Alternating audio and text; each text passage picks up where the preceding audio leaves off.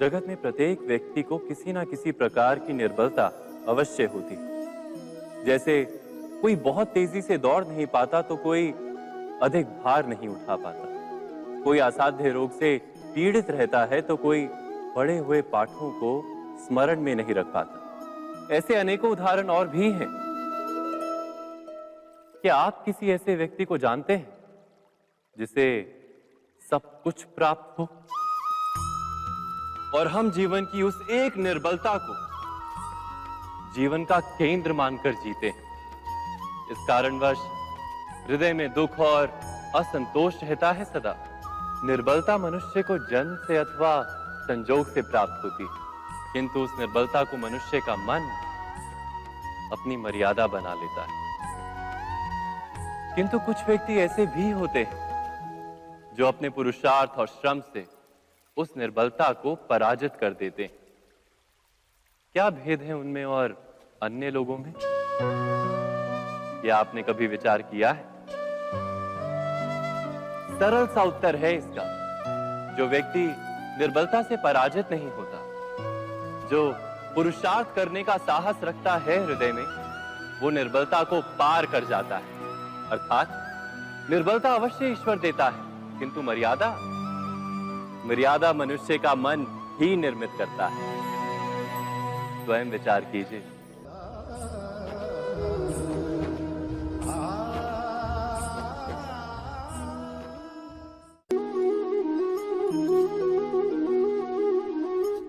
भविष्य का दूसरा नाम है संघर्ष।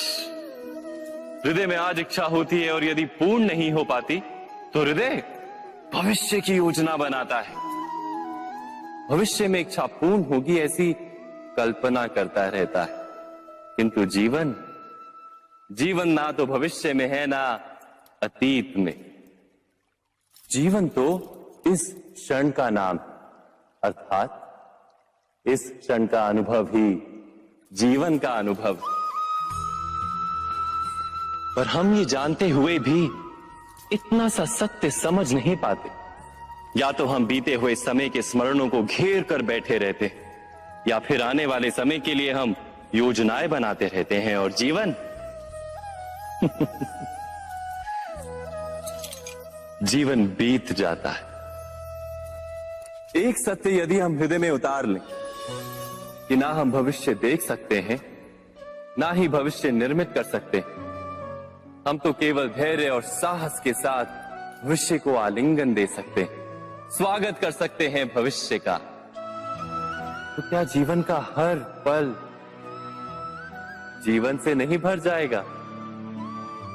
स्वयं विचार कीजिए।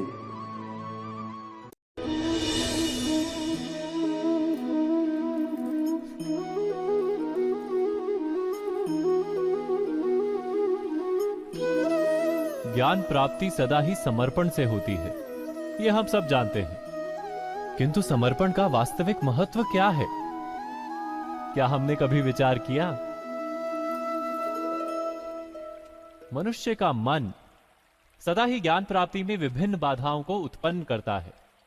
कभी किसी अन्य विद्यार्थी से ईर्ष्या हो जाती है, कभी पढ़ाए हुए पाठों पर संदेह जन्मता है और कभी गुरु द्वारा दिया गया दंड मन को अहंकार से भर देता है। नहीं, क्या ऐसा नहीं होता? न जाने कैसे कैसे विचार मन को भटकाते हैं और मन की इसी अयोग्य स्थिति के कारण हम ज्ञान प्राप्त नहीं कर पाते। मन की योग्य स्थिति केवल समर्पण से निर्मित होती है। समर्पण मनुष्य के अहंकार का नाश करता है। ईर्ष्या, महत्वाकांक्षा आदि भावनाओं को दूर कर हृदय को शांत करता है और मन को एकाग्र करता है। वास्तव में ईश्वर की सृष्टि में ना ज्ञान की मर्यादा है, ना ज्ञानियों की। गुरु दत्तात्रेय ने तो गाय और श्वान से भी ज्ञान प्राप्त कर लिया था।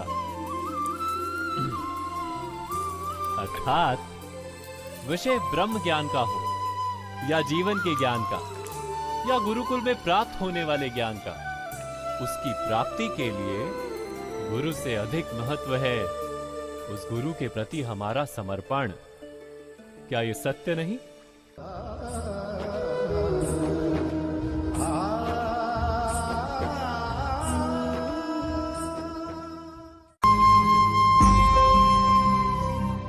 प्रत्येक मनुष्य के जीवन में ऐसा क्षण अवश्य आता है जब सारे स्वप्न, सारी आशाएं, सारे दृश्य ध्वस्त हो जाते हैं। जीवन के सारे आयोजन ही बिखर जाते हैं। एक और धर्म होता है और दूसरी ओर सुख। इसी को धर्म संकट कहते हैं। जब धर्म का वहन ही संकट हो और धर्म का त्याग ही सुख हो। विचार कीजिए, कभी किसी स्वजन के विरुद्ध सत्य बोलने का अवसर प्राप्त हो जाता है, कभी ठीक दरिद्रता के समय सरलता से चोरी करने का मार्ग प्राप्त हो जाता है, कभी किसी शक्तिशाली राजनेता या राजा के कर्मचारी का अधर्म प्रकट हो जाता है। सबके जीवन में ऐसी घटना बनती ही रहती है। अधिकतर लोग ऐसे किसी क्षण को धर्म संकट के रूप में जान ही नहीं पाते। हमें किसी प्रकार के संघर्ष का अनुभव ही नहीं होता। सहजता से सुख की ओर खींचे चले जाते हैं, जैसे मक्खी गुड़ की ओर खींची चली जाती। वास्तव में धर्म संकट का क्षण ईश्वर के निकट जाने का क्षण होता है। यदि हम संघर्षों से भयभीत ना हो, सुख की ओर आकर्षित ना हो, अपने धर्म पर दृढ़ रहे,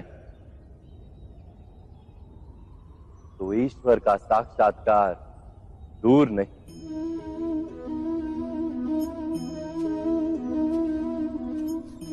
पवन से युद्ध करने वाला पत्ता यदि पेड़ से गिरता है तो भी आकाश की ओर उठता है।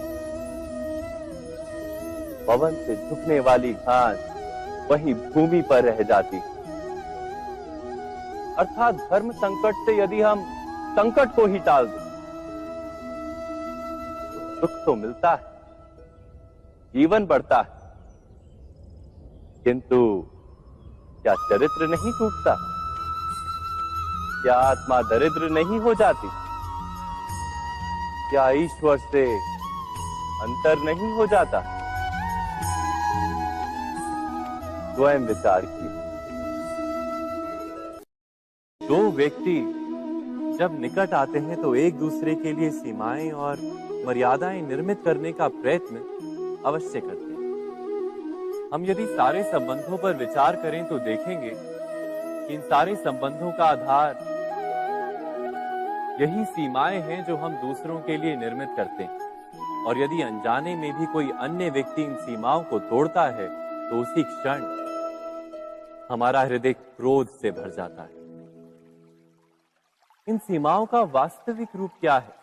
क्या हमने कभी विचार किया? सीमाओं के द्वारा हम दूसरे व्यक्ति को निर्णय करने की अनुमति नहीं देते। अपना निर्णय उस व्यक्ति पर थोपते, अर्थात किसी की स्वतंत्रता का अस्वीकार करते हैं। और जब स्वतंत्रता का अस्वीकार किया जाता है तो उसका हृदय दुख से भर जाता है। और जब वो सीमाओं को तोड़ता है तो हमारा हृदय क्रोध से भर जाता है। क्या ऐसा नहीं होता?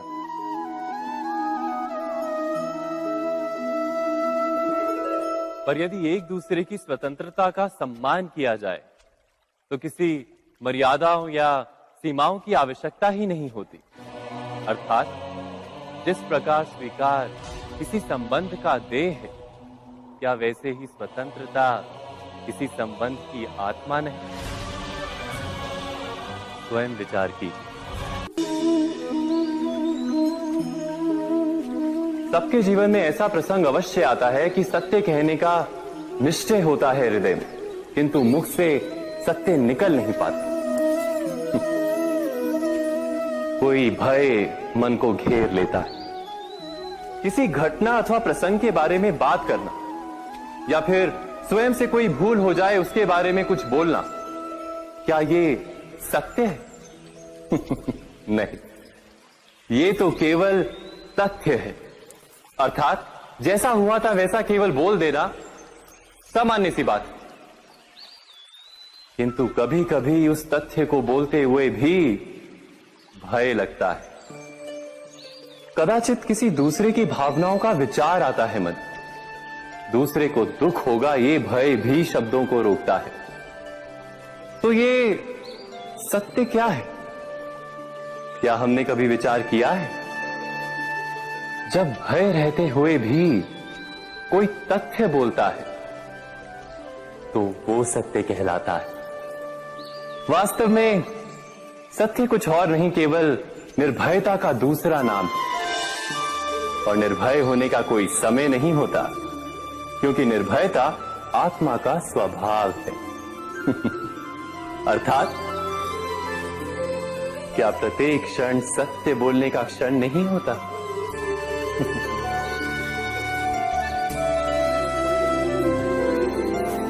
स्वयं विचार कीजिए।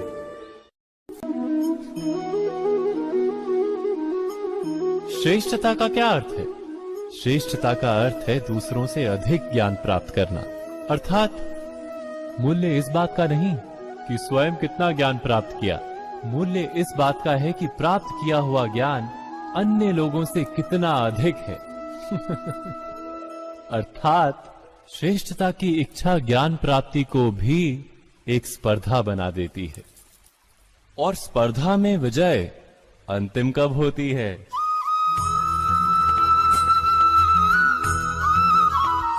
कुछ समय के लिए तो श्रेष्ठ बना जा सकता है, किंतु सदा के लिए कोई श्रेष्ठ नहीं रह पाता। फिर वही असंतोष, पीड़ा और संघर्ष जन्म लेता है। किंतु श्रेष्ठ बनने के बदले यदि उत्तम बनने का प्रयत्न करें तो क्या होगा?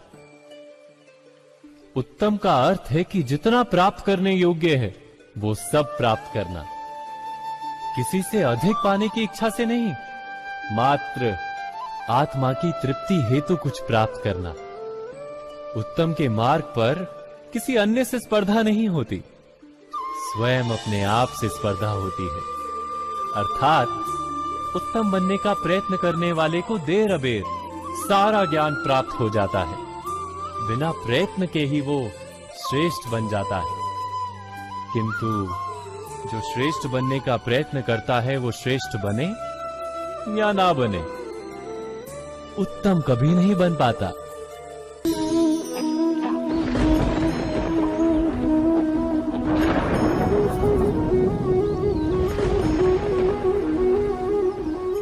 सपनों और पूर्वाभासों के आधार पर हम भविष्य के सुख दुख की कल्पना करते हैं। भविष्य के दुख का कारण दूर करने के लिए हम आज योजना बनाते हैं। किंतु कल के संकट को आज निर्मूल करने से हमें लाभ मिलता है या हानि पहुंचती है? ये प्रश्न हम कभी नहीं करते। सत्य तो ये है कि संकट और उसका निवारण साथ जनते हैं, व्यक्ति के लिए भी और सृष्टि के लिए भी। नहीं, आप अपने भूतकाल का स्मरण कीजिए, इतिहास को देखिए।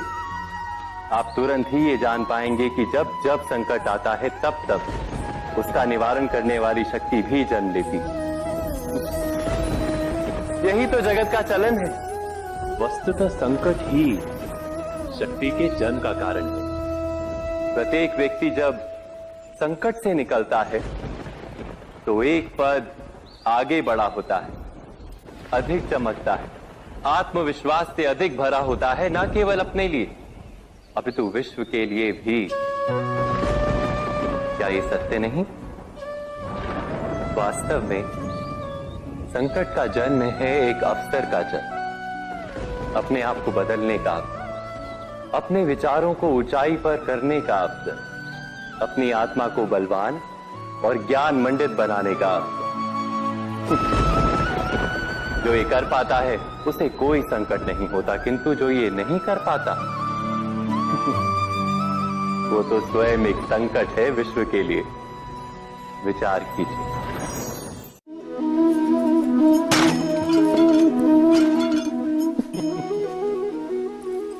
कभी कभी कोई घटना मनुष्य के जीवन की सारी योजनाओं को तोड़ देती और मनुष्य उस आघात को अपने जीवन का केंद्र मान लेता।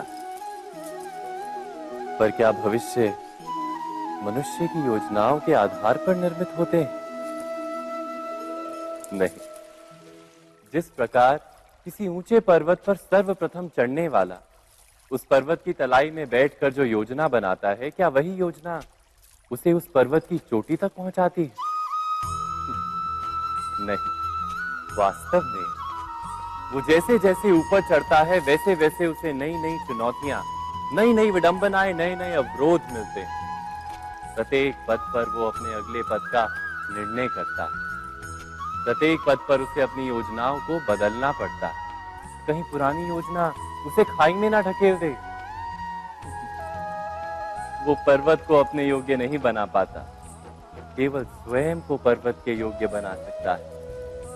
क्या जीवन के साथ भी ऐसा ही नहीं? जब मनुष्य जीवन में किसी एक चुनौती को, एक अवरोध को अपने जीवन का केंद्र मान लेता है, अपने जीवन की गति को ही रोक देता है, तो वो अपने जीवन में सफल नहीं बन पाता और ना ही सुख और शांति प्राप्त कर पाता। अर्थात जीवन को अपने योग्य बनाने के बदले स्वयं अपने को जीवन के योग्य बनाना ही सफलता और सुख का एकमात्र मार्ग नहीं? स्वयं विचार कीजिए।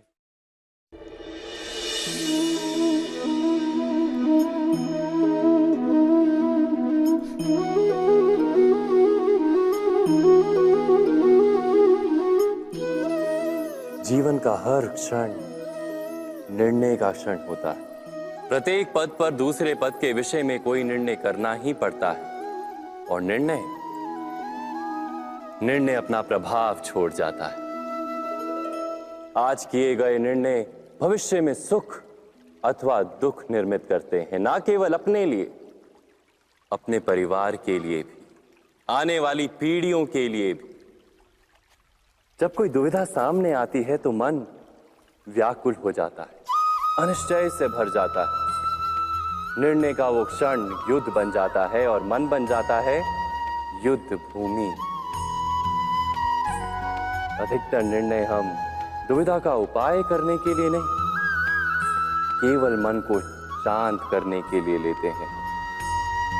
पर क्या कोई दौड़ते हुए भोजन कर सकता है? नहीं। तो क्या युद्ध से जूझता हुआ मन कोई योग्य निर्णय ले पाएगा?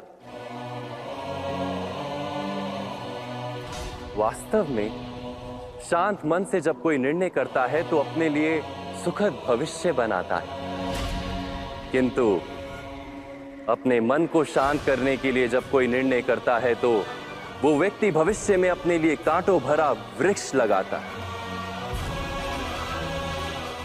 स्वयं विचार कीजिएगा।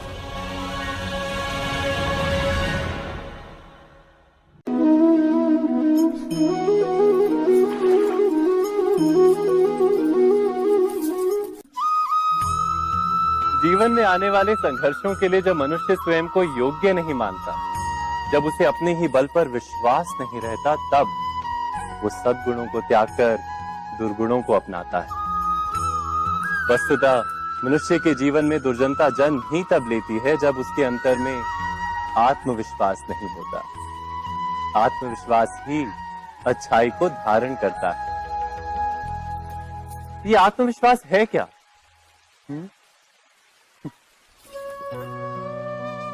जब मनुष्य ये मानता है कि जीवन का संघर्ष उसे दुर्बल बनाता है, तो उसे अपने ऊपर विश्वास नहीं रहता।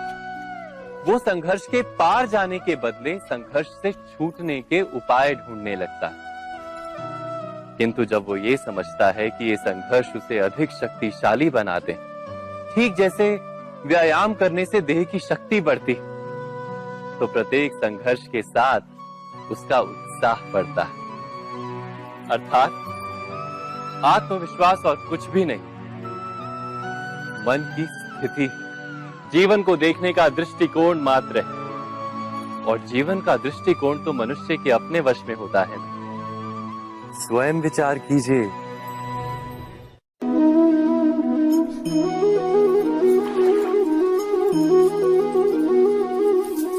पिता सदा ही अपने संतान के सुख की कामना करते हैं, उनके भविष्य की चिंता करते रहते हैं। इसी कारणवश सदा ही अपने संतानों के भविष्य का मार्ग स्वयं निश्चित करने का प्रयत्न करते रहते हैं।